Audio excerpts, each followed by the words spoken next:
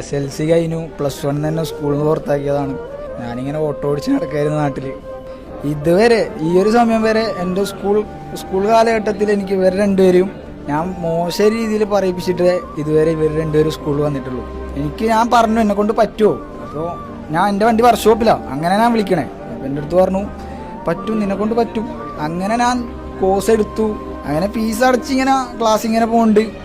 പിന്നെ ഫീസ് അടക്കാൻ ഫണ്ടില്ലാതെ വന്നപ്പോൾ എൻ്റെ ഉപ്പ ഡ്രൈവറാ, അവരുടെ വണ്ടിയുടെ പഴയ സാധനങ്ങളൊക്കെ ആയിട്ട് എന്നെ പഠിപ്പിച്ചു. ഇന്നുവരെ ഇങ്ങനെ ഒരു സാധനം എൻ്റെ പേരൻസിനും ആയിക്കോട്ടെ എനിക്ക് പറ്റിയിട്ടില്ല. അങ്ങനെ പിന്നെ ഇവൻ തന്നെ ഓട്ടോ ഓട്ടിയിട്ടാണ് ഇവന് ഫീസെല്ലാം കൊടുക്കൽ.